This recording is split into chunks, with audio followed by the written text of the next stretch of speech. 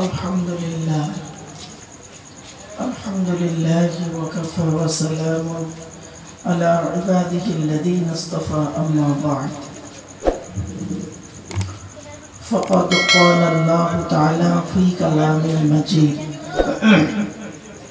वल फ़ुरक़ानिल हमीद अऊज़ु बिल्लाहि मिनश शैतानिर रजीम बिस्मिल्लाहिर रहमानिर रहीम वनज़्ज़लना अलैकल किताबा तिबयानन लिकुल्लि शैइन वहुदन व रहमतन व बुश्रा लिल मुस्लिमीन वक़ाल अल्लाहु तआला फ़ी कलामिल मजीद वल फ़ुरक़ानिल हमीद इन्नल्लाहा व मलाइकतहु युसल्लूना अलन नबी या अय्युहल्लज़ीना आमनू सल्लू अलैहि व सल्लिमू तस्लीमा। दुरूद शरीफ। अल्लाहुम्मा सल्लि अला सय्यिदिना मौलाना मुहम्मद व अला आलि सय्यिदिना मौलाना मुहम्मद। একবার দরুদ ইব্রাহিমটা পড়ুন, যেটা আমরা নামাজের মধ্যে পড়ি, ওই দরুদটা। अल्लाहुम्मा सल्लि अला मुहम्मदिन व अला आलि मुहम्मद कमा सल्लैता अला इब्राहीम व अला आलि इब्राहीम इन्नका हमीदुम मजीद। अल्लाहुम्मा बारिक अला मुहम्मद व अला आलि मुहम्मद कमा बारकता अला इब्राहीम व अला आलि इब्राहीम इन्नका हमीदुम मजीद। दीन मिला, ईमान मिला, पढ़ने के लिए कुरान मिला, जो कुछ देने का था सब कुछ दिलवा दिया कमली वाले ने। कलिमा तय्यबा ला इलाहा इल्लल्लाह, ला इलाहा इल्लल्लाह, ला इलाहा इल्लल्लाह मुहम्मदुर रसूलुल्लाह सल्लल्लाहु अलैहि वसल्लम। मुहम्मदुन खातिमुर रसूलिल्लज़ी फ़दअत लहुल बरिय्यतु मिन अरबिन व मिन अजमी फ़ज़ाका दावतु इब्राहीम ख़ालिक़हु व सिर्रु मा क़ाल ईसा मिनल क़दमी बलगल उला बिकमालिही कशफ़त दुजा बिजमालिही हसनत जमीउ ख़िसालिही सल्लू अलैहि व आलिही। अल्लाहुम्मा आमीन। रब्बना ज़लमना अनफुसना व इल्लम तग़फिर लना व तरहमना लनकूनन्ना मिनल ख़ासिरीन। रब्बि ज़िदनी इल्मा रब्बि रहमहुमा कमा रब्बयानी सग़ीरा। रब्बुल आलामीन সন্ধ্যা থেকে নিয়ে এখন পর্যন্ত বহু আলিম উলামা ওয়াজ নসিহত করেছেন। আমি অধম গুনাহগার, তেমন তো কিছুই জানি না, আমার নিজস্ব বলার কোনো ক্ষমতাই নেই। সুবহানাকা লা ইলমা লানা ইল্লা মা আল্লামতানা ইন্নাকা আনতাল আলিমুল হাকিম। রব্বুল আলামিন যা কিছু বলাবেন, শোনাবেন, পড়াবেন, আল্লাহ আমাদের আমল করার তৌফিক দান করুন। খাস করে মাবুদ, দূর দূরান্ত থেকে যে সমস্ত বাবাজিরা, যুবক ভাইরা, স্নেহের কচি কচি বাচ্চারা, মা বোনেরা পবিত্র মিলাদুন নবীর জলসা, ঈসা সাহেবের মাহফিল, তাফসীরুল কোরআনের মাহফিল হাজির হয়েছেন। কিয়ামতের দিন, মুসিবতের সময় এই মাহফিলকে আমাদের সকলে নাজাতের ওসিলা বানায় দেবেন। রব্বুল আলামিন এই মাহফিল আয়োজন করার জন্য যে সমস্ত বাবাজিরা, যুবক ভাইরা, স্নেহের কচি কচি বাচ্চারা, মা বোনেরা শ্রম দিয়ে, অর্থ দিয়ে, মুখের কথার দ্বারায় বিভিন্ন দিক থেকে সহযোগিতার হাত বাড়িয়েছেন, বাড়াচ্ছেন এবং বাড়াবেন। কিয়ামতের দিন, মুসিবতের সময় আরশের তলায় ছায়া দান করুন। রব্বি ইশরাহ লি সাদরি ওয়া ইয়াসসির লি আমরি ওয়াহলুল উকদাতাম মিন লিসানি ইয়াফকাহু কওলি। আল্লাহুম্মা ইন্না নাসআলুকা ইলমান নাফিআ ওয়া আমালান মুতাকাব্বালা ওয়া রিজকান হাসানা ওয়া হালালান তাইয়্যিবা। সুবহানা রাব্বিকা রাব্বিল ইজ্জাতি আম্মা ইয়াসিফুন ওয়া সালামুন আলাল মুরসালিন ওয়ালহামদুলিল্লাহি রাব্বিল আলামিন। اللهم إني أعوذ بك من الهم والحزن وأعوذ بك من العجز والكسل وأعوذ بك من الجبن والبخل وأعوذ بك من غلبة الدين وقهر الرجال صلى الله تعالى على خير خلقه محمد وآله وأصحابه أجمعين وجعل آخر كلامنا عند الموت لا إله إلا الله محمد رسول الله. Sadr Jalsa, in the name of Allah, the most merciful, most beneficent, peace be to Allah, Lord of the world. সনাম ধন্য সুনির্বাচিত মহামান্য আজকের মাহফিলের সভাপতি সাহেব, আমন্ত্রিত উলামা হযরত, দিন দরদি, ইসলাম দরদি, মুমিন মুত্তাকি মুসলমান, সালিহ নেককার আল্লাহওয়ালা বাবাজিরা, আমার যুবক ভাইরা, স্নেহের কচি কচি বাচ্চারা, পর্দার অন্তরালে, পর্দার সিনা ধার্মিকা, স্নেহময়ী মমতাময়ী আমার মা ও বোনেরা, তার সাথে জানায় আমার আওয়াজ শ্রবণকারী মুসলিম অমুসলিম সমস্ত জাতির মানুষেরা, মহান আল্লাহ পাকের দরবারে শুকরিয়া আদায় করি যে রব্বুল আলামিন আমাকে আপনাকে বসিয়েছেন ঈশার নামাজের পর থেকে নিয়ে কিছুক্ষণ কোরআন ও হাদিসের আলোচনা শোনার জন্য, এ শোনার, এ বসার, এ বলার তৌফিক এনায়েত করেছেন যে মহান আল্লাহ পাক। সেই পরওয়ারদিগার বিনিয়াজের দরবারে প্রাণ খুলে ভক্তি ভরে উচ্চ আওয়াজে একবার শুকরিয়া আদায় করি, বলুন আলহামদুলিল্লাহ। একটু আমার সাথে সাথে বলুন সুবহানাল্লাহি ওয়া বিহামদিহি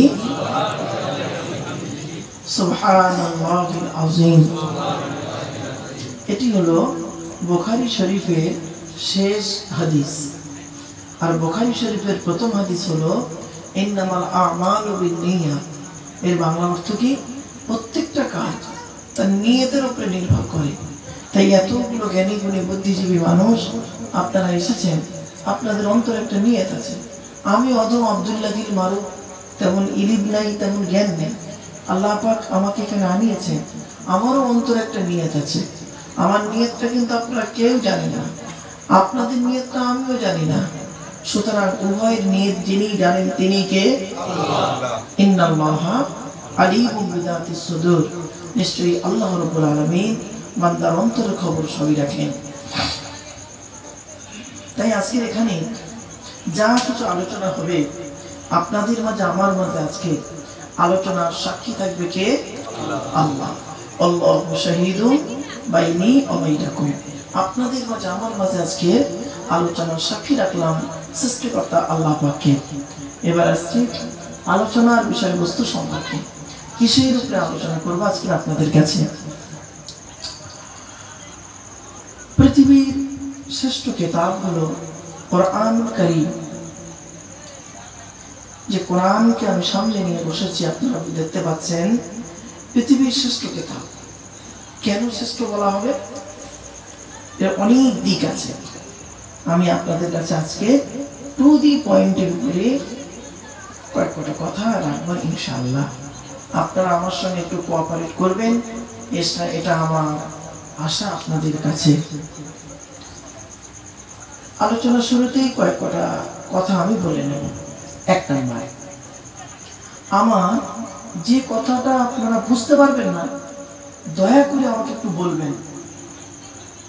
যে যার যেমন সম্পর্ক হই, যে ভাই বুঝতে পারলাম না, একটু খুলে বলুন। ভুল ভাল কথা আমি বললে, আপনি সেটার উপরে আমল করলে আপনি জাহান্নামী হবে, আর আমি তো জাহান্নামী হবই, ঠিক কিনা? এই জন্য আমার যে কথাটি বুঝতে পারবেন না, দয়া করে আমাকে বলবেন এখানে যে আমি কথাটা বুঝতে পারলাম না, একটু খুলে বলুন। কারণ I sir try my best, আমি চেষ্টা করবো আমার ভালোটা আপনাদের কাছে তুলে ধরতে। নাম্বার 2, যখন আপনাদেরকে আমি সুবহানাল্লাহ বলতে বলবো, আন্তরিকতা নিয়ে উচ্চ আওয়াজে সুবহানাল্লাহ একটু বলবেন ইনশাআল্লাহ। ব্যাস।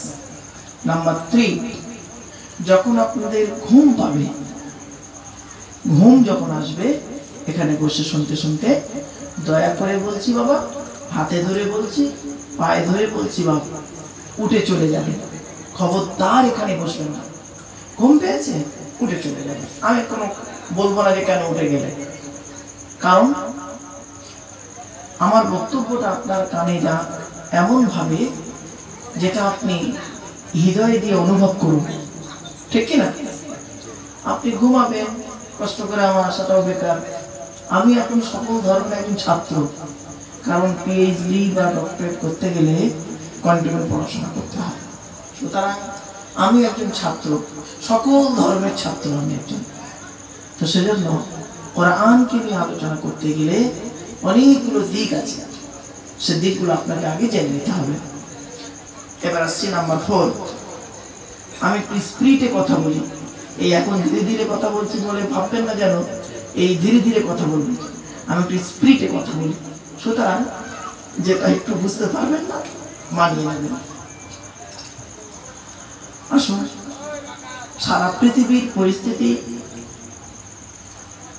মানসিক, শারীরিক, দৈহিক, আর্থিক অর্থাৎ অর্থনৈতিক দিক, পারিবারিক জীবন, সামাজিক জীবন, রাজনৈতিক জীবন সবই কিন্তু ওলট পালট হয়ে গেছে, ঠিক না বেটি? ব্যাস, এই পৃথিবীতে যত বড় বড় নেতা ছিল, বর্তমানে যারা বেঁচে আছে, বড় বড় দেশ, পাওয়ারফুল কান্ট্রি যাদের বলা হয়, তারা কিন্তু খুব ভয় দেখাতো মানুষকে, তাই না? আমেরিকার ভয় কি? অর্থনৈতিক দিক থেকে আমেরিকা অনেক উন্নত আছে, অনেকগুলো পরমাণু বোমা। ব্যাস, চীন সেও অনেক উন্নত, ভারতও কম যায় না, পার্শ্ববর্তী দেশগুলোও কম যায় না। আমার আল্লাহ বললেন, তোর পরমাণু বোমার জায়গায় ঢাকা থাকবে, তোর ক্ষমতার জায়গায় রয়ে যাবে, তোর টাকা পয়সা কোনো কাজই আসবে না। এমন একটা নোটিশ আমি দেব, তোরা এক দেশ অপর দেশের সঙ্গে যুদ্ধ করতে গেলে পরামর্শ করি, অনেক কিছু করিস, নোটিশ পাস, আমার কোনো নোটিশই লাগবে না, একটা নোটিশ যথেষ্ট। আমার গজব আছে 4 রকমের। কয় রকমের গজব? 4 রকম। একটা হলো মাটির তলা থেকে গজব দেব, বিপদ আপদ দেব, আকাশ থেকে বিপদ আপদ দেব, তারপর হলো 2। 3 নাম্বার মাটির উপরে গজব দেব। 4 নাম্বার আসমান আর জমিনের মিডিলে গজব দেব। 4 রকমের গজব একটু বলে দিই।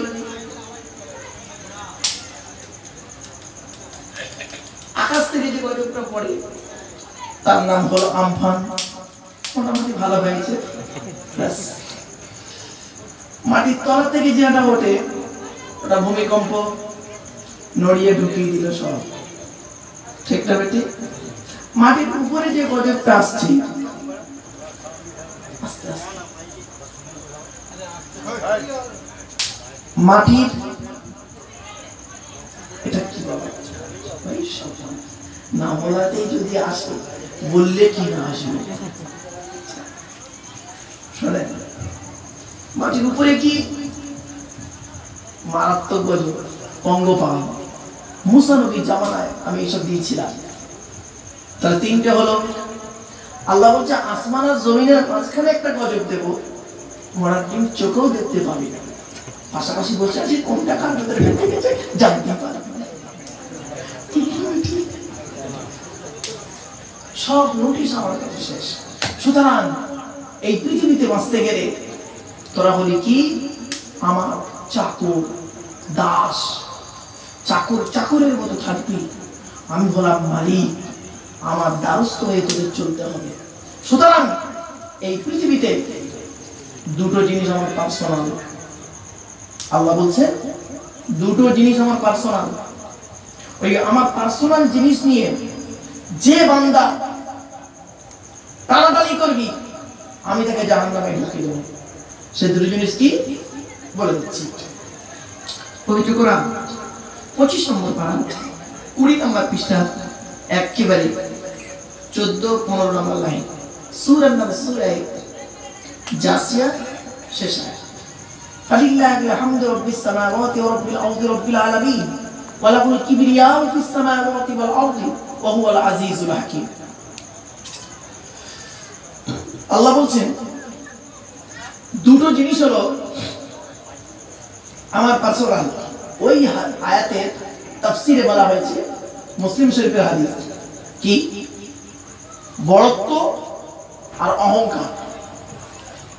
বড়ত্ব বলতে বুঝতে পারছেন কথাটা? বড়ত্ব বড়ত্ব আমি নেতা, আমি বড়, এই বড়ত্ব, বড়ত্বটা হলো আমার আর অহংকারটা হলো আমার। তুই কি বড়ত্ব দেখাস? ও 6 ফুট লম্বা বলে 90 বছর বয়স হয়ে গেলে তো মা অর্ধেক হয়ে যাবে, ঠিক না বেটি? কোমরটা ভেঙে গেলে শেষ। এই বড়ত্ব দেখাস? কিসের বড়ত্ব দেখাস? টাকা পয়সা, টাকা পয়সার বড়। লকডাউনে যা মাল ছিল কমে গেছে। দেহের বড়ত্ব সব শেষ। আমার একটা রোগ আছে পৃথিবীতে, রোগটার নাম দিয়েছি কি জানিস? ভদ্র রোগ, যাকে তাকে ধরে না। নাম হলো মিস্টার সুগার। মাল কখন বেরোচ্ছে বুঝতেই পারবি, বাচ্চাদের যাচ্ছে, বুঝতে পারছে না? কিসের অহংকার তুই দেখাস আমার এই পৃথিবীতে? কি বলবো, অসুবিধা হচ্ছে বা? কিসের অহংকার দেখাস? লাঠির বল, পাটির বল, কোন বলই আমার কাছে চলবে না। চেয়ারের অহংকার, 5 বছরের জন্য ভোটে জিতিয়ে তোর একটা চেয়ার দান করবো, পরের ইলেকশনে এমন হারাবো, তুও যা একটা টলিও লাগবে। বিশাল গরম দেখাচ্ছিস, রাস্তা দিয়ে যখন চলিস 40টা বডিগার্ড নিয়ে চলিস, AK-47 রাইফেল নিয়ে চলিস, জনগণ ভয়তে তোর সামনে মুখ খুলতে পারে না, তোর এতটা বড় পাওয়ার। আল্লাহ বলে কোনো পাওয়ারই খাটবে না আমার কাছে। লাল লাল কাঠপিঁপড়ে 4 পিস লুঙ্গির ভেতরে ঢুকিয়ে দেবো, এমন জায়গায় কামড়াবে, ছটপট ছটপট ছটপট। বডিগার্ডরা বন্দুক নিয়ে বলছে স্যার স্যার স্যার কি হয়েছে, স্যার স্যার কি হয়েছে? তখন স্যার তখন বলছে আরে লুঙ্গির ভেতরে কাঠপিঁপড়ে ঢুকে গেছে, স্যার ফায়ার করবো ফায়ার করবো, হট লুঙ্গির ভেতরে ফায়ার করবো।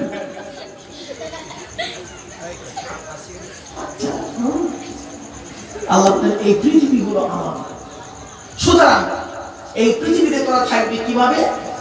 আমার চাকর হয়ে থাকবি। এই জন্যই তোরা বলি আব্দুল মানে চাকর, দাস, গোলাম। অহংকার করবি না। অহংকার দেখাস, কিসের অহংকার? জ্ঞান, জ্ঞানের অহংকার। কতটা জ্ঞান অর্জন করেছিস? কতটা জ্ঞান অর্জন করেছি ভাই আমরা? বাংলাতে এমএ পাস করেছি। আল্লাহ বলে তুই বাংলায় এমএ পাস করেছিস না, বাংলার জ্ঞান। অ থেকে চন্দ্রবিন্দু চাঁদ, অক্ষর কটার ভিতরেই তোর জ্ঞান, ঠিক না বেটি? ইংরেজিতে এমএ পাস করেছিস, এ থেকে জেড পর্যন্ত অক্ষর কটার ভিতরেই তোর জ্ঞান। আরবিতে মাওলানা হয়েছিস, আলিফ থেকে ইয়া পর্যন্ত অক্ষর কটার ভিতরেই তোর জ্ঞান। কয়েক কটা অক্ষরকে একত্রিত করি, গোটা কত শব্দ তৈরি করে, কয়েক কটা শব্দকে একত্রিত করে একটা সেন্টেন্স বা বাক্য তৈরি করে কি বললি? There is a no God, আল্লাহ নাই।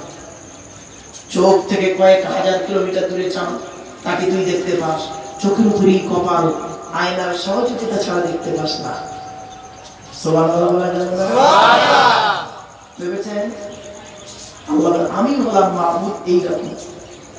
চোখ থেকে কয়েক হাজার কিলোমিটার দূরে চাঁদ, তাকে তুই দেখতে পাচ্ছিস, আর চোখের উপরেই কপাল। এইটুকু দেখার জন্য এখান থেকে এইটুকু দেখতে গিয়ে না আয়না লাগছে। একটু ভেবে দেখিস। আল্লাহ বলে বান্দা তোরা আমাকে দেখতে পাবি। আপনারা আল্লাহকে দেখেছেন? দেখেননি। আল্লাহ বলছে তোরা আমাকে দেখতে পাবি, আমি তোদের কাছেই আছি। কিভাবে তোদের কাছে আমি হাজির হই তুই নিজেও জানিস না। আজকের আলোচনা করবো বাবা, করলেই বুঝতে পারবি। চলো তো ছোট্ট করে উদাহরণটা দিয়ে দিই। আল্লাহ বলছে শোন, আমি তোর কাছে কিভাবে হাজির হই, উপস্থিত হই, আর আমি তোর কাছে কিভাবে আছি একবার ভেবে দেখিস।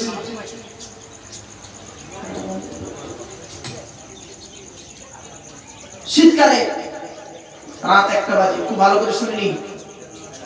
শীতকালে রাত 1টা বাজে, আপনি একটা মোটরসাইকেল নিয়ে রাস্তা দিয়ে আসছেন, ফাঁকা রাস্তা দিয়ে আসছেন একা, রাত 1টার সময়, শীতকালে। হঠাৎ চাকাটা পাংচার হয়ে গেছে, হেঁটে হেঁটে আসছে, তেলও শেষ, একা আসছে। কিছুক্ষণ পরে দেখতে পাচ্ছেন বিদ্যুৎ চমকাচ্ছে। এবার করেছে কি, আপনার স্ত্রী ফোন করেছে, কোথায় আছো? আপনি আপনার স্ত্রীকে বলছেন যে আমি এই জায়গাটায় আছি, কি মামুদপুরে আছি, কি রাধামণিতে আছি, রাধামণির এই জায়গাটা আছে। যেই বললেন না, আপনার স্ত্রী বলছে খবরদার ওখানে কেন আছো, 4 দিন আগে একটা 4টে মারা হয়ে গেছে ওইখানে। আপনি রাতের বেলা যখন একা থাকবেন, দেখবেন ফাঁকা রাস্তা দিয়ে একা যাবেন, কোনোদিন ভালো ভালো জিনিস মনে হবে না, কোথায় কে মরে গেছে, কে বিষ খেয়ে গলায় মরে গেছে, ওইগুলো মনে হচ্ছে। আপনি টেনশন করেন কি, দেখুন আল্লাহ বলছে কিভাবে চলে যাবে, হাজির হয়ে যায়।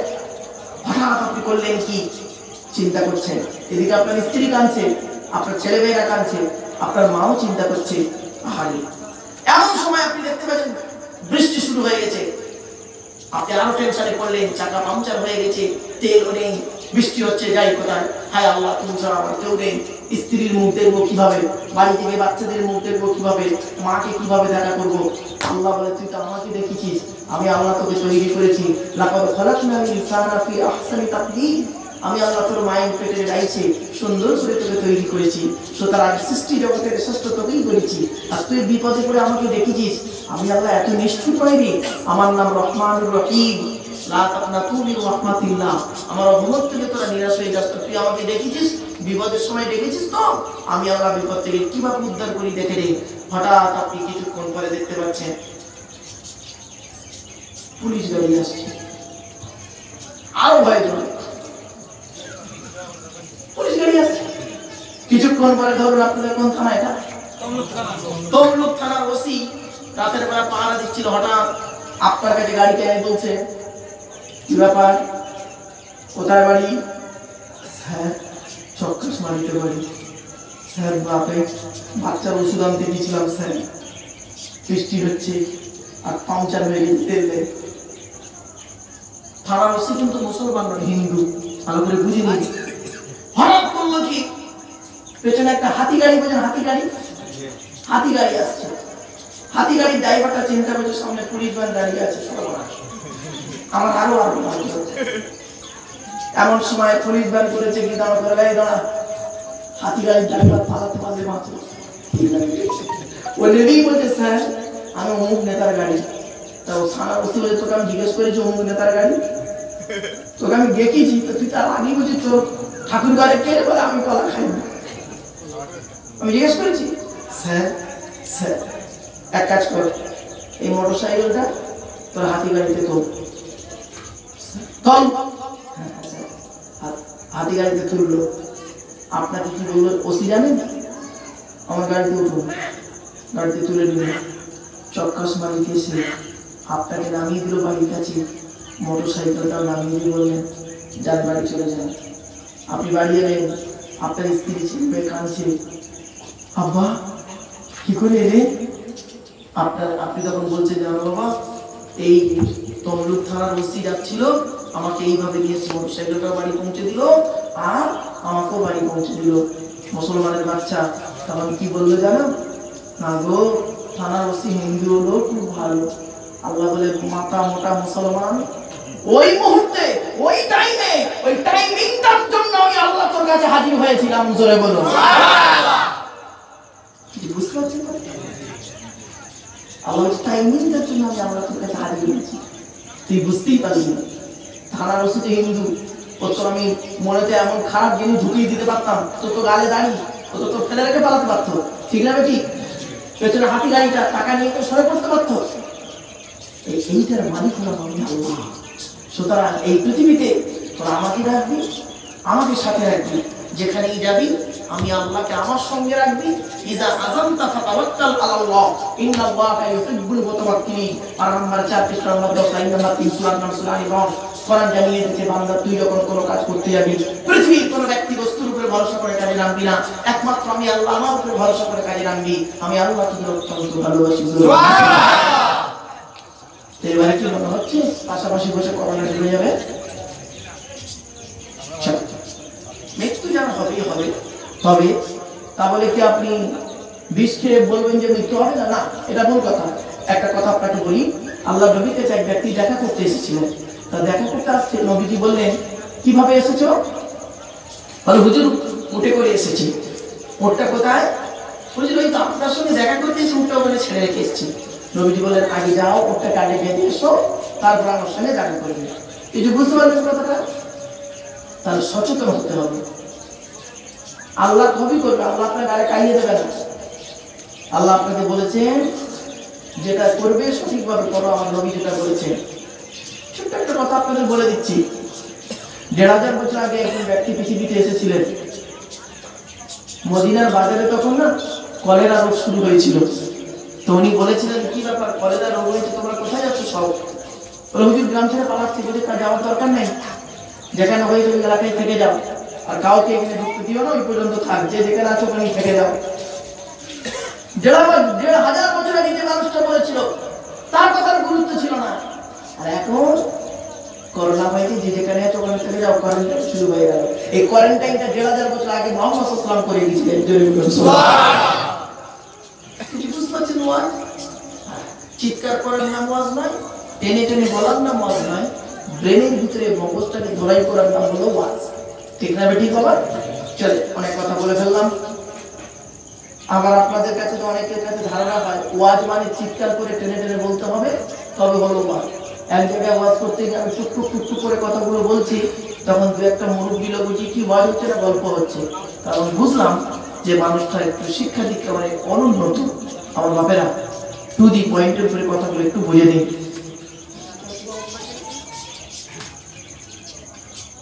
পৃথিবীর শ্রেষ্ঠ কিতাবের নাম হলো কোরআনুল কারীম, আর কোরআন শরীফকে সামনে নিয়ে বসেছি, তাই তো বাবা? চলো একটা একটা করে প্রমাণ দিয়ে দিচ্ছি আজকে। এই কোরআনুল কারীম হলো আল্লাহর পাঠানো কিতাব, তাই তো? আচ্ছা, এই কোরআন এসেছে কার উপরে? মুহাম্মদ সাল্লাল্লাহু আলাইহি সাল্লামের উপরে। কোরআনের আলোচনা হলো পৃথিবীর শ্রেষ্ঠ আলোচনা। টুকটুক করে বলে দিচ্ছি, ভালো করে শুনে নিন। এই কোরআন আল্লাহর তরফ থেকে জিবরাইলের মাধ্যমে হযরত মুহাম্মদ সাল্লাল্লাহু আলাইহি সাল্লামের উপরে আরবের মক্কা নগরীর নিকটবর্তী একটি গুহাটির নাম হলো হেরা। হেরা নামক গুহাতে ৬১০ খ্রিস্টাব্দে ১ ফেব্রুয়ারি কোরআনের প্রথম আয়াত নাযিল হলো, ইকরা, রিড, পড়ো পড়ো পড়ো। আর মুসলমানদের প্রথম বাক্য এখন গেল গেল গেল। এদের পেট শান্তি, দুনিয়া শান্তি। ঠিক না ভাই? ও বলে শোনা কি বলেছিস? এই রকম না, ঠিক আছে, ওই রকম হবে। মুহাম্মদ সাল্লাল্লাহু আলাইহি সাল্লামকে একদিন, এক মিনিট, এই সব রকম মানুষ থাকা ভালো। ক্লাসের ভিতরে দেখবেন সব যদি মেরিট স্টুডেন্ট হয়, ও টিচারের পড়িয়ে আনন্দ পাওয়া যাবে, ঠিক আছে? ক্লাসের ভিতরে দুই একটা ভালো খারাপ মন্দ থাকতে হবে, তবেই ক্লাসটা ঠিক জমবে। চলো, মুহাম্মদ সাল্লাল্লাহু আলাইহি ওয়াসাল্লামকে একদিন আরবের মানুষেরা প্রশ্ন করেছিল, মুহাম্মদ তোমার ধান্দাটা কি? এই যে ধর্মটা প্রচার শুরু করেছো তুমি, নতুন একটা ধর্ম, এ তুমি কোথায় পেয়েছো? তোমার ধান্দাটা কি? তো মুহাম্মদ সাল্লাল্লাহু আলাইহি ওয়াসাল্লাম বললেন, আমার উদ্দেশ্য কি আমার আল্লাহই জানে। তো গ্রামের লোকেরা বলল, আচ্ছা তোমার যদি মনে হয় যে অর্থনৈতিক দিকটা উন্নত হবে তাহলে বলো, আমরা অর্ধেক আরব তোমার নামে লিখে দিচ্ছি আজকে, খুশি তো? মুহাম্মদ সাল্লাল্লাহু আলাইহি ওয়াসাল্লাম বলেছিলেন, আমার সম্পত্তি দরকার নাই। তাহলে কি সুন্দরী মেয়ে চাও? তাই যদি হয় বলো, আরবের সব থেকে সুন্দরী মেয়েটার সঙ্গে তোমাকে বিবাহ দেব, রাজি আছো? মুহাম্মদ সাল্লাল্লাহু আলাইহি ওয়াসাল্লাম বলেছিলেন, ওটাও আমার দরকার নেই।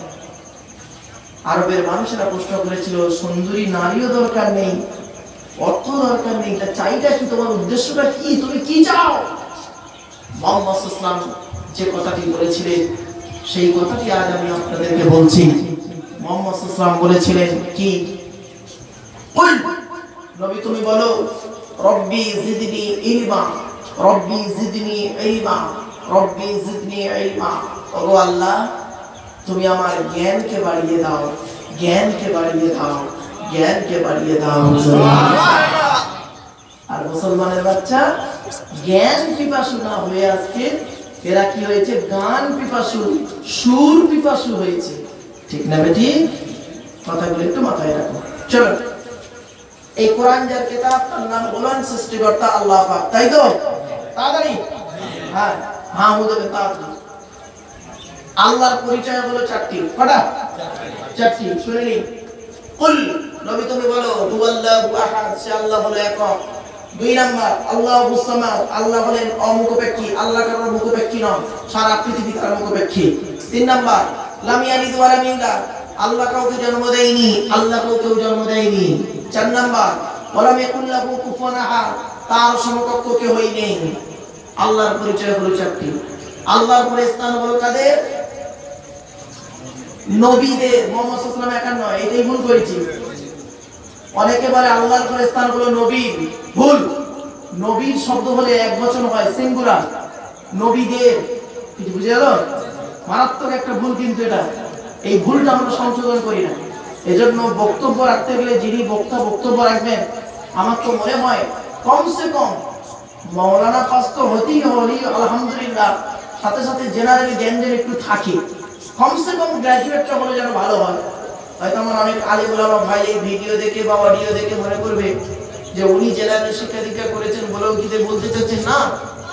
কারণ আরবে এই ভাষা হলো আরবি, আপনারা সকলে বাঙালি, ঠিক না বেঠিক?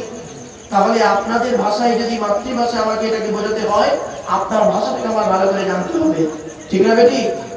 আমি যে আরবিতে লেকচার দিই বাবা, আপনারা কি বুঝতে পারবেন? পারবেন না।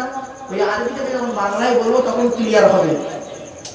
এজন্য একটু ভালো করে বুঝে নিতে হবে। আল্লাহর পরে স্থান হলো নবীদের, নবীর নয়, নবীদের। নবীর পরিচয় কি? নবীদের পরিচয়টা কি? 3টি। 1 নাম্বার, যিনি নবী হবেন তার চরিত্র উত্তম হতে হবে। 2 নাম্বার, যিনি নবী হবেন আল্লাহর তরফ থেকে ওহী নাযিল হতে হবে। 3 নাম্বার, যিনি নবী হবেন তার দ্বারা অলৌকিক ঘটনা ঘটতে হবে। পৃথিবীতে যত নবী এসেছেন প্রত্যেক নবীর মাধ্যমে আল্লাহ পাক 1 থেকে 50টার ভিতরে মুজিজা বা অলৌকিক ঘটনা দেখিয়েছেন। কিন্তু আমার নবী, বিশ্ব নবী মুহাম্মদ সাল্লাল্লাহু আলাইহি ওয়াসাল্লামের মাধ্যমে আল্লাহ পাক 4500 মুজিজা দিয়েছেন। সুবহানাল্লাহ। সেই 4500 অলৌকিক ঘটনার ভিতরে আপনি আমি কটা জানি? খালি চাঁদ দ্বিখণ্ডিত করেছে, আর ওই কুয়া থেকে হাত দিয়ে তুলে নিয়েছে, আর কি ওই আপনার ওই খেজুর গাছ কথা বলেছে, আর একজনের খানাতে 100 জন খাইয়েছে, এইটুকুই জানি, আর কিছুই জানি না। 4500 তো 5টা বললাম, আর গুলো গেল কোথায়? ভাববেন বাড়িতে গিয়ে। চলুন এবারে আসছি 4500 মুজিজার ভিতরে শ্রেষ্ঠ, সর্বশ্রেষ্ঠ মুজিজা হলো এই কোরআনুল কারীম। জোরে বলুন সুবহানাল্লাহ। এই কোরআন যাতা কিতাব নয়, এই কোরআনের ভিতরে সবই রয়েছে। কি নেবেন আপনারা? ভৌত বিজ্ঞান, জীবন বিজ্ঞান, জিওগ্রাফি, হিস্ট্রি, সবই রয়েছে এর ভিতরে। দুঃখের বিষয় আমরা এটাকে নিয়ে পড়ি না, গবেষণা করি না, চিন্তা ভাবনার চেতনা আমাদের ভিতরে নেই। ভিতরে নেই বলি আজকে মুসলমানরা এত পিছিয়ে আছে। এরা লেখাপড়ায় পিছিয়ে, গবেষণায় পিছিয়ে, চিন্তা চেতনায় পিছিয়ে, সব দিকে পিছিয়ে। আগিয়ে কোন দিকে? মারামারিতে আগিয়ে, অভদ্রতায় আগিয়ে, ঝামেলা করাতে আগিয়ে, মুনাফিকি করতে আগিয়ে। ঠিক না? এক মুসলমান অপর মুসলমানের ক্ষতি করতে পারলেই বাঁচে। আমরা প্রত্যেকেই হতে চাই শ্রেষ্ঠ, কিন্তু আল্লাহর কাছে লেখা আছে কে ভালো হবে আর খারাপ হবে, ঠিক না বেটি? আমরা সামান্য জিনিসকে নিয়ে মুসলমান এই ধর্মের ভিতরে দেখা যাচ্ছে মানে এরা করে কি, এক বক্তা অপর বক্তাকে কাফের ফতোয়া দিতে পারলে খালি বাঁচে, ঠিক না বেটি? আল্লাহ শুনে এই মুসলিম শরীফের হাদিস, আল্লাহর নবী বলেছেন তুমি যাকে কাফের বলছো সত্যিকারে যদি সে কাফের না হয় বললে ওয়ালা নিজে কাফের। এত সহজ, এত সহজ আপনারা বলে বললেন। আফসোস, আর এর জন্য দায়ী হলো আপনারাই দায়ী। কেন দায়ী? আপনাদের উচিত ছিল বক্তাকে বলে দেওয়া ঠিক করে, আপনি যে কথাটা বলবেন বই পড়ে এসে স্টেজে উঠুন, কিতাবটা পড়ে এসে স্টেজে উঠুন, আলেমের ওয়াজ শুনুন, আলেমের ওয়াজ শুনুন। হাত জোড় করে বলে যাচ্ছি, ইমানটা ঠিক হয়ে বেঈমান হয়ে মরবেন বাবা। বড় দুঃখ লাগে এই জায়গাটা। কোরআনের আয়াত তুমি সহি করে পড়তে পারলে না, তুমি আলেম, তোমার নামে একটা আল্লামা শব্দ লেখা হয়। আপনারা জানেন আল্লামা শব্দটা কোথায় লেখা হয়? যাকে থেকে আল্লামা লিখে দেন আপনারা? ইলিম, ইলিম, আলিম, আলাম, আলাম, আলিম, আল্লামা, আলাম, এক একটা শব্দের মানে এক একটা আলাদা। আমি তো কলেজ ইউনিভার্সিটি ছেলে মেয়ে পড়ে, তাদেরকে বলি দুঃখের বিষয় যতক্ষণ তুমি স্টেজে উঠবে অন্তত কোরআনটাকে নিয়ে সহি করে পড়া চেষ্টা করো। কোরআনের আয়াত পর্যন্ত তুমি ভুল। ছোট্ট একটা উদাহরণ দিয়ে বুঝতে পারবেন। আমরা নামাজ পড়ি, নামাজের প্রথম সূরা ফাতিহা পড়ি না বাবা? বলুন না। সূরা ফাতিহা পড়তে গিয়ে কত বড় সর্বনাশটা করি দেখুন। প্রথমে লেখা আছে আলহামদুলিল্লাহি রাব্বিল আলামিন, তাই তো? আলহামদু গলার ভেতর থেকে এটা উচ্চারণ করে আলহামদু। আলহামদু মানে হচ্ছে সমস্ত প্রশংসা আল্লাহ তোমার। আর কেউ যদি বলে আলহামদু মানে শুনবেন, আলহামদুলিল্লাহি রাব্বিল আলামিন মানে হলো সমস্ত ছেঁড়া জামা কাপড় আল্লাহ তোমার। নাউযুবিল্লাহ। বান্দা যখন নামাজে দাঁড়ায়, বান্দা যখন নামাজে দাঁড়ায়, দাঁড়িয়ে যখন বান্দা বলে আলহামদুলিল্লাহি রাব্বিল আলামিন, আল্লাহ ফেরেশতাদের ডেকে বলে দেখ দেখ, তোরাই বলেছিলিস না আদমকে তৈরি করবে, এরা পৃথিবীতে মারামারি করবে, আজ তারা নামাজে দাঁড়িয়ে আমার প্রশংসা করছে, সমস্ত প্রশংসা আমাকে দিয়ে দিল। সুবহানাল্লাহ। পৃথিবীর যত সৃষ্টিজীবের প্রশংসা কাউকে দিল না, কোনো ব্যক্তি বস্তুকে দিল না, সব প্রশংসা কি বললো? আল্লাহ পৃথিবীর যা কিছু আছে সব তোমার। তখন ফেরেশতারা লজ্জিত হয়ে যায়। আল্লাহ বলে দেখ, তোরা বলেছিলিস না আদমকে তৈরি করবেন না, ওয়াইফসিদুনা ফিল আরদি, এরা পৃথিবীতে মারামারি করবে, আর আমার বান্দারা কি করছে দেখ, আদমের সন্তানেরা ভালো। আর বান্দারা যখন নামাজ পড়তে গিয়ে বলে আলহামদুলিল্লাহি রাব্বিল আলামিন, আলহামদুলিল্লাহ বলে, তখন আল্লাহ ফেরেশতাদের বলে দেখ দেখ বান্দা কি বললো। ফেরেশতারা বলে আল্লাহ বুঝতেই পারছি সমস্ত ছেঁড়া জামা কাপড় সব আপনার, আর ভালোগুলো ওদের। বুঝতে পারলেন না? এই জন্য মাখরাজের পার্থক্য মানেও পার্থক্য। এই জন্য যে আলেমের কোরআন পড়া সহি নাই, ওই আলেমের পেছনে নামাজ পড়াও সহি।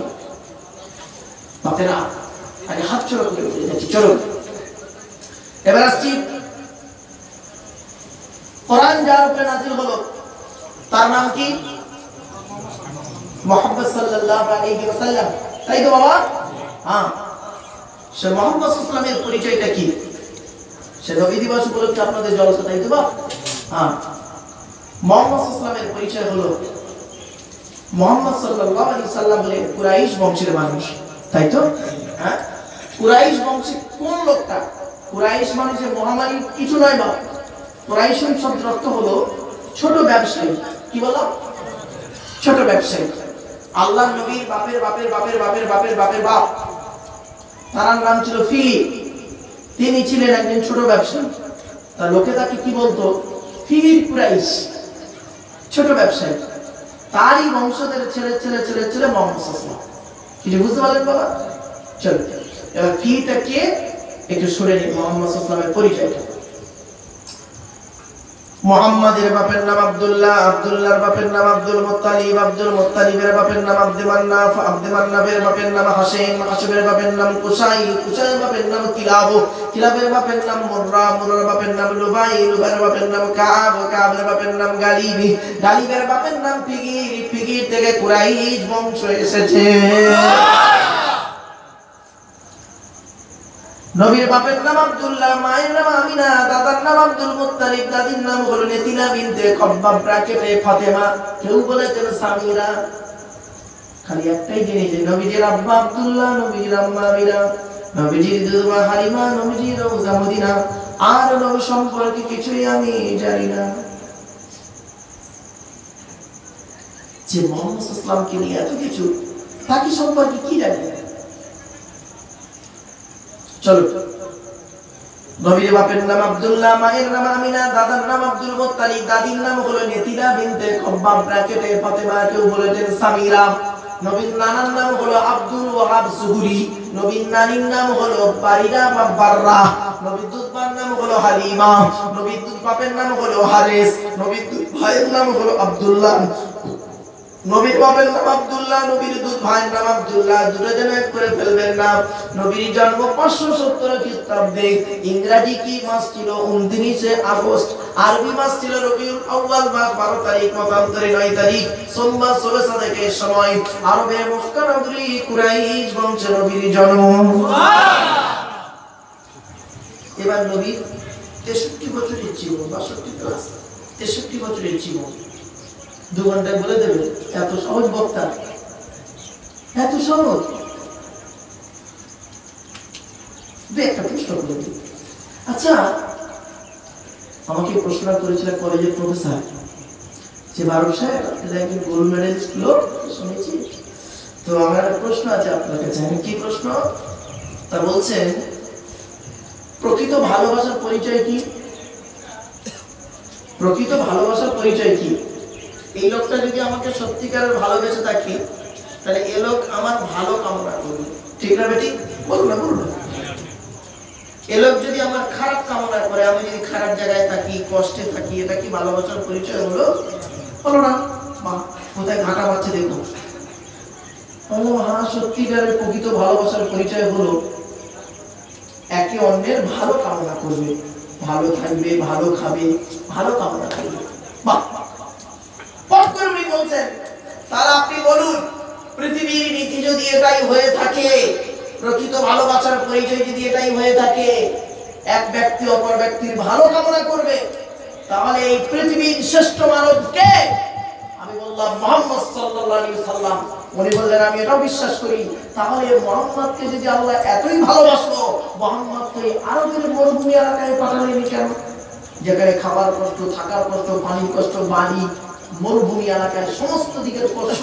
ওনাকে তো কাশ্মীরে পাঠাতে পারতেন, আপেল খেতেন, গদি বিছানায় ঘুমাতেন, আরামে সেই জীবনযাপন করে পৃথিবী ছেড়ে যেতেন। প্রশ্নটা বুঝতে পারতেন বাবা? মারাত্মক প্রশ্ন। মোহাম্মদ কই জায়গায় পাঠাবে? আর যত নবী আছে সব আরব কান্ট্রিতে, কেন 4টে নবী চীনে আল্লাহ পাঠাতে পারলো না? তাহলে বৌদ্ধরা ধরে ওই গুড়ি মুসলমানদের ধরে পিটকানো হতো। একটা নবীকে মায়ানমারে পাঠাতে পারলো না, দুটোকে আমেরিকায় পাঠাতে পারলো না, সব কটা নবীকে পাঠিয়ে কোথায়? বলে দিচ্ছি, আফ্রিকার 2-1টা দেশে, মিশর, ইরাক, ইরান, সৌদি আরব, বাহরাইন, আপনার কি বলবো, ওই ফিলিস্তিন, ইসরায়েল। এই ওই চোখটার ভিতরে পাঠাতে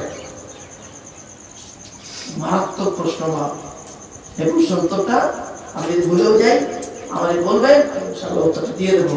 চলো আলোচনা শুরু করেছি। আজকে কোরআনের একটি সূরার আলোচনা হবে, তবে যে সূরাটির আলোচনা করব সংক্ষিপ্ত ভাবে।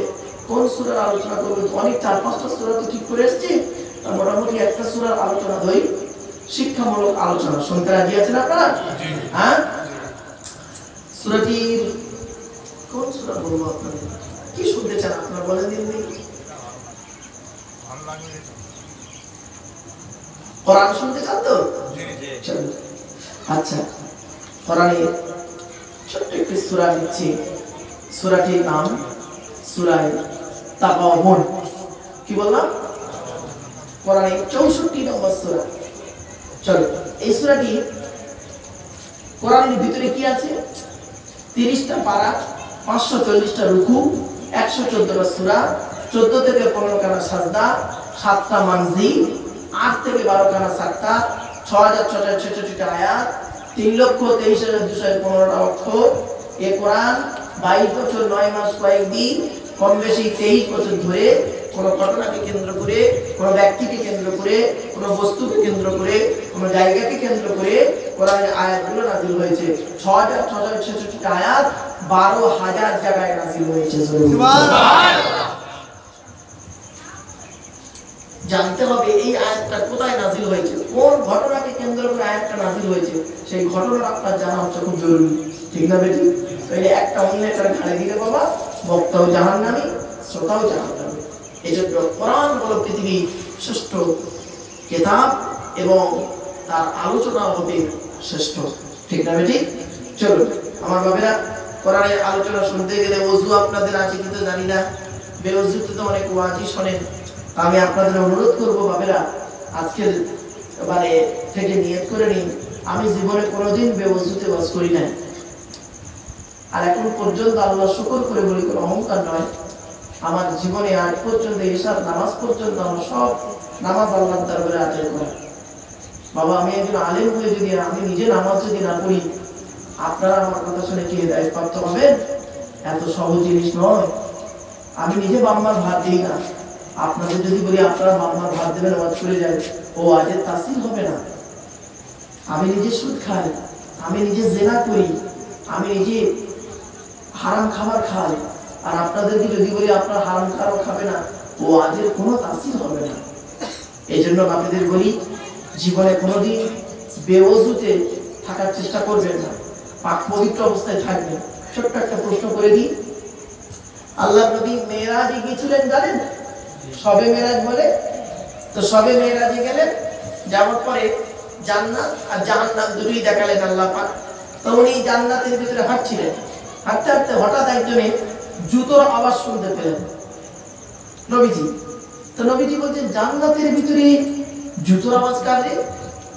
নবীজি বলছেন, আমি ঘুরে তাকিয়ে দেখি, সামিতু খুশখুশাতান আমামি ফিল জান্নাতি ফাইজান বেলালুন, বেলালের জুতোর আওয়াজ। সুবহানাল্লাহ। উনি বেলালকে প্রশ্ন করলেন, পৃথিবীতে এসে বেলাল, তুমি পৃথিবীতে কি এমন কাজ করেছো তোমার জুতোর আওয়াজ আমি জান্নাতে শুনতে পেলাম? তো বেলাল বলছে,